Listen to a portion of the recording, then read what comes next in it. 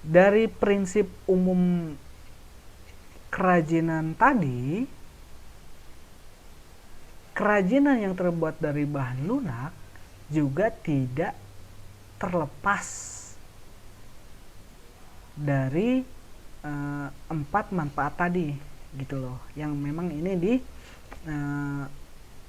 agak diperinci menjadi 6 manfaat. Ya, contohnya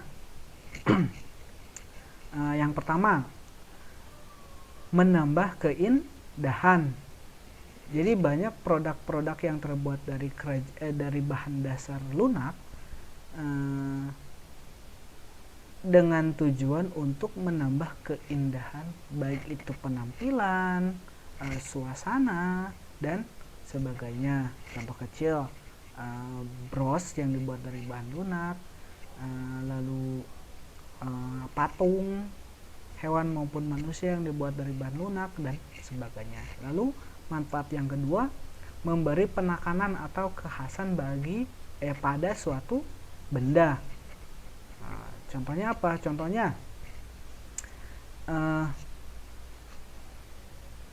gantungan kunci yang biasa kita temui di toko souvenir. Kalau kita bepergian ke suatu tempat, pastilah salah satu souvenir yang dibeli adalah gantungan kunci, betul nggak? Dan percaya atau nggak percaya, setiap daerah itu memiliki gantungan kunci yang berbeda gitu loh, ya. Misalkan kalian bisa tebak nih, kalau misalkan kita dapat oleh-oleh gantungan kunci dari seseorang yang bentuknya berupa miniatur Candi Borobudur, nah kira-kira orang itu habis dari mana? Tentu bukan dari Jakarta dong, tentu dia bukan jalan-jalan ke Monas dong, iya nggak? Pasti sudah bisa dipastikan nih, pasti dia baru saja liburan ke daerah Jawa Tengah, tepatnya di Yogyakarta, ya nggak? Iya, jadi sebetulnya banyak produk kerajinan yang mencirikan suatu daerah tertentu, yang memberikan khas dari suatu daerah tertentu. Nah, contohnya yang ketiga adalah menjadi persyaratan pemakaian. Jadi produk kerajinan yang terbuat dari bahan lunak itu harus dipakai, karena kalau tidak dipakai dia tidak memiliki arti apa-apa. Maksudnya kategori ini lebih menekankan kepada fungsi dari produk kerajinan itu sendiri. Kita ambil contoh, misalkan ikat pinggang yang terbuat dari kulit. Kulit adalah salah satu contoh bahan lunak alam.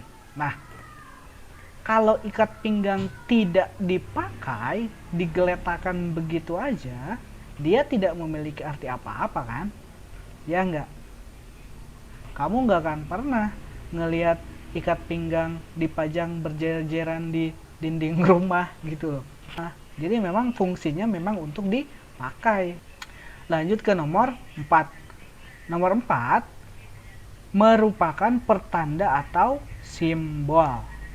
Nah, kategori ini menunjukkan bahwa kerajinan bahan lunak bisa dijadikan sebagai pertanda atau simbol dari suatu kepentingan, bisa peristiwa atau kejadian atau keadaan atau yang lainnya. Contohnya, kembali ke contoh yang awal, kalau kita di jalan melihat sebuah janur yang terbuat dari daun kelapa digantung di depan gang, nah kira-kira itu menjadi simbol apa atau menjadi pertanda apa?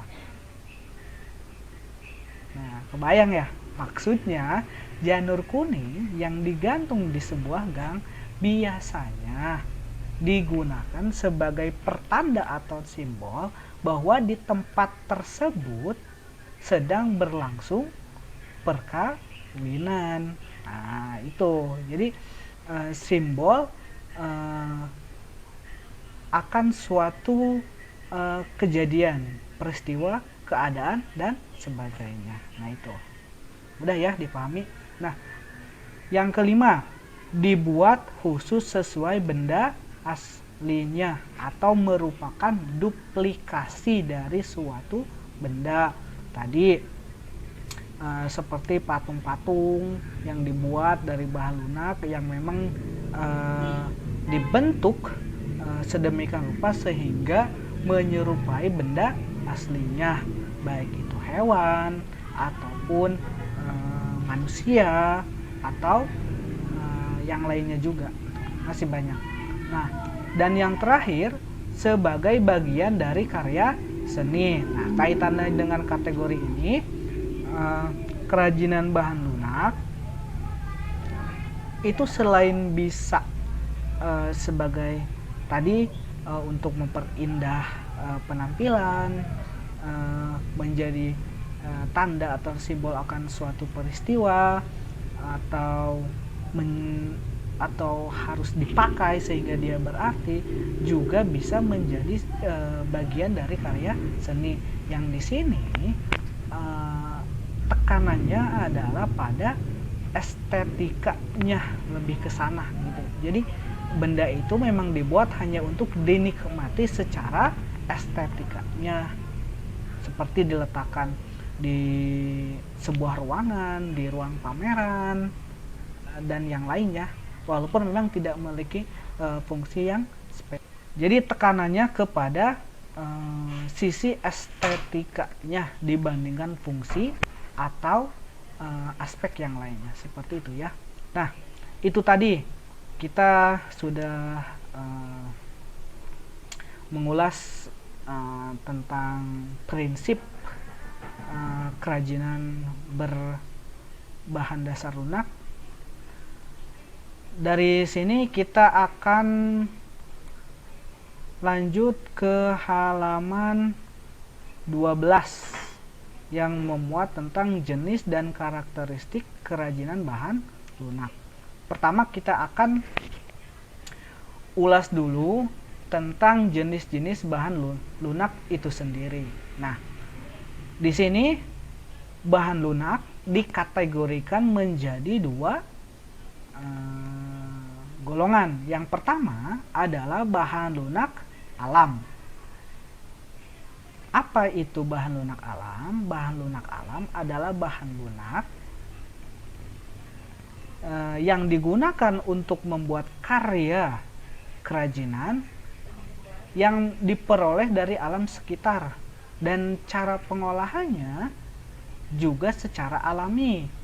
Jadi tidak dicampur maupun dikombinasikan dengan bahan buatan lainnya.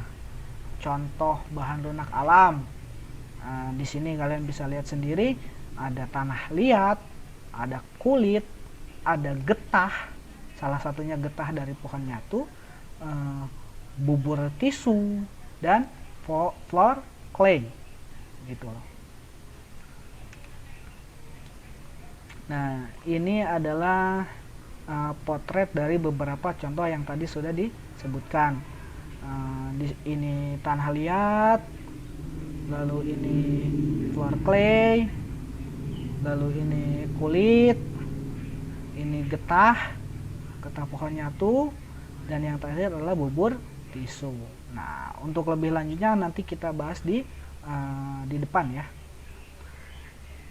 Lalu yang kedua, ada yang dimakan sebagai bahan lunak buatan. Nah, ini adalah lawan dari bahan lunak alam. Jadi bahan lunak buatan adalah bahan yang digunakan untuk membuat suatu karya kerajinan yang diolah dan dicampur dengan zat kimia tertentu sehingga menjadi lunak, lembut, empuk, dan mudah dibentuk. Nah, contoh-contohnya ada polymer clay, ada gips, ada fiberglass, ada lilin, ada sabun, ada parafin, dan tentu contoh-contoh lainnya. Nah, ini pun sama, ini adalah potret dari contoh-contoh yang tadi sudah disebutkan ya. Ini ada polymer clay, ini ada gips, ini ada fiberglass, lalu ini ada sabun, nah ini lilin, dan ini adalah parafin. bagi yang memang asing, nanti kita akan lihat nih pengertian serta karakteristiknya. Nah, kita kembali ke bahan lunak alam. Nah, tadi kita sudah melihat potret dari tanah liat, dan di sini akan sedikit diulas tentang karakteristik tanah liat itu sendiri. Pertama, karakteristiknya, tanah liat memiliki warna yang beragam, tapi semuanya rata-rata memiliki warna natural tanah, yaitu berwarna coklat, baik itu coklat muda, coklat tua, maupun coklat keabu-abuan, dan ada juga yang coklat keputihan. Nah, lalu berikutnya adalah karakteristik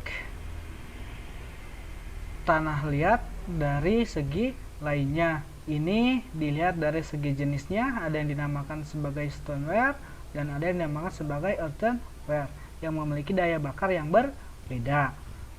Lalu tanah liat itu mudah hancur jika tidak dibakar terlebih dahulu.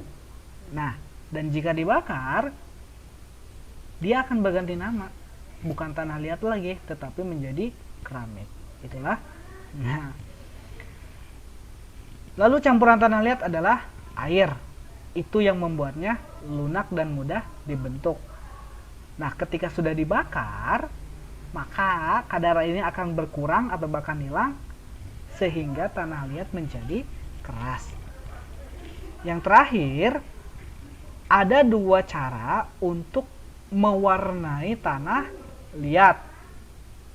Ada yang dinamakan dengan teknik glasir, yaitu tanah liat dibakar dengan suhu sangat tinggi mencapai 1300 derajat Celcius. Lalu ada yang dinamakan dengan teknik biskuit, di mana tanah liat dibakar hanya dengan suhu 900 derajat Celcius. Setelah proses pembakaran, baru proses pewarnaan dapat dilakukan.